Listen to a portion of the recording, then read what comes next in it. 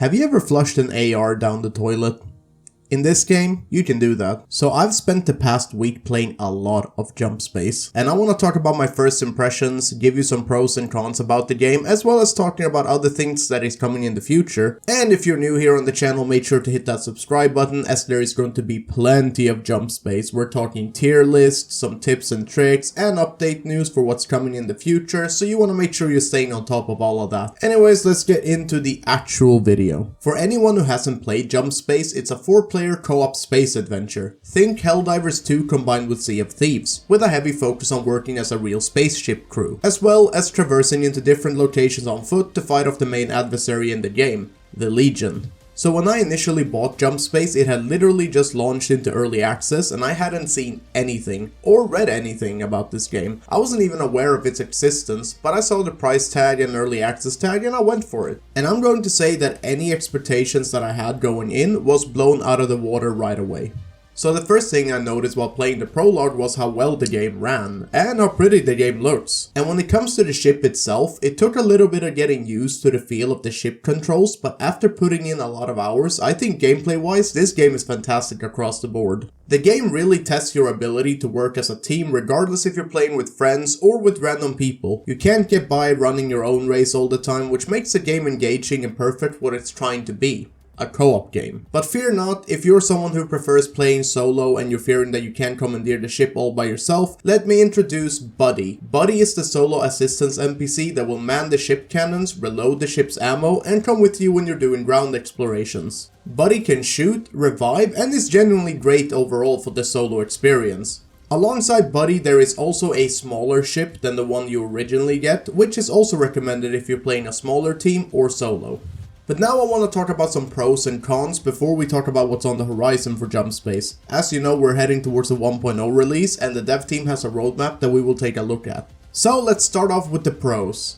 As mentioned earlier, I think the game runs incredibly well. There are a lot of moving components when you play. For example, while in a dogfight against other ships, you are running around dealing with fires and malfunctions at the same time as the ship is moving seamlessly in space and in battle. Now, I know plenty of games that turn into a stutterfest when there is too much happening at once, so kudos to the devs on the performance. And next up on the list, I want to talk about the gunplay. Initially, I didn't expect much as I mainly thought this game was gonna be about the ship, which it is in the grand scheme of things, but the guns that are available all feels like they have a crisp punch behind them and you will most likely find a weapon of your liking that you will stick to on almost every expedition. Now it's time to get into the juicy main piece, the ship play. This is definitely the strongest part of the game, because depending on where you're stationed on your ship, your experience will be a little bit different. Whether you are piloting the ship where you'll be in charge of getting the ship out of danger, or if you're in the ship battle station focusing on mowing down enemy ships from all directions, there are still things to do even if you're not on either of those two stations. There will be repairs in the cargo holds to be done, repairs on the hull and the outside of the ship, fires to put out in the vents, ammo that needs restocking, shields that need replenishing, and all of these tasks are split up amongst the team, so handling your respective station is the key, especially when taking on harder missions that needs a lot of repairs and a lot of replenishments. And sometimes you'll have to split by having someone go boots to the ground or board an enemy ship while your ship continues fighting the enemy ship. I just realized I said ship a lot, but there's ships in this game if you haven't noticed. But now when we talked about the pros, we obviously have to get into some of the cons. So being an early access game, this con was quite obvious. It's the bugs.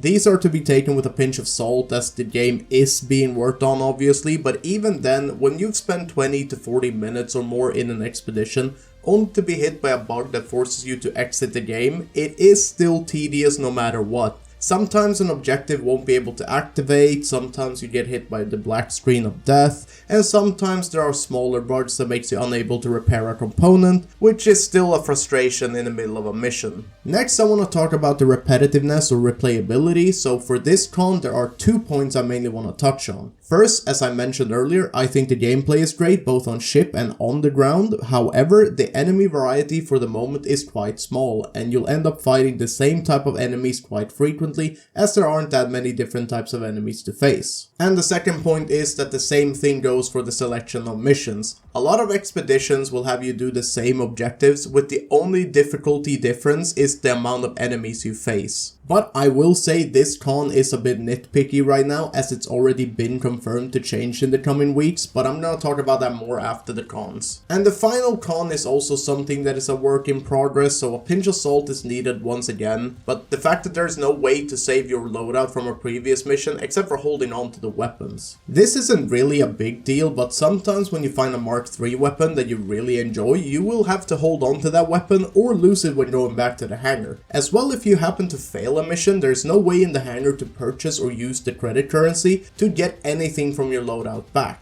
But this is also something they've mentioned, so this is also more of a nitpick than anything. So speaking of which, let's talk about the confirmed things coming in a month or so. First off, they have confirmed we're getting melee weapons in the game. Now, what purpose they will serve other than whacking enemies remains to be seen, but I'm excited to see wrenches and crowbars and other things be introduced to the game. Next up, we got at least 10 new mission types coming, so this nullifies my complaint about mission variety, as it's already being expanded upon this early, which I think is a great thing to see. I'm looking forward to see what other objectives they will cook up for us. And also we are getting vendors in the hangar, which also mutes my other con about the loadout, so this is a fantastic change that I probably look forward to the most, just to be able to spend all of the credits that I've been racking up. We also got an update for the dart ship coming in form of better traversal around the ship's hull. This will make playing as a team on this ship less painful, because right now you have to jump off and hook yourself to the roof every time there's a malfunction or fire up there, which in battle really isn't optimal. Also, we got player traits coming to the game in the future, where you'll be able to specialize on a certain weapon type or maybe provide a certain bonus for the team. This is something I'm looking forward to personally, to give every crew member a little bit of their own identity where they can excel. And the most requested thing from the community is being worked on, namely new ships. Just might take a little bit longer than the stuff I've mentioned here already, but regardless, we should be seeing some artwork for new ships soon enough. Other than that, we will see new modifiers on the missions with different challenges to overcome when we're choosing the path on an expedition, so this will ultimately also lead to more variety in each mission. But that's all I've got for you today, so if you're looking to stay up to date with the news surrounding Jump Space, make sure to stay tuned right here on the channel, as I will be covering them as they come. Comment down below what your experience with Jump Space has been so far and what part of the updates you are most excited for, and if you haven't picked up Jump Space yet, I suggest you pick it up today. And in the next video, I'll be giving you some tips and tricks for taking on harder missions and making you an overall better player in Jump Space. But until then, do not flush any ARs down your toilet. Bye bye.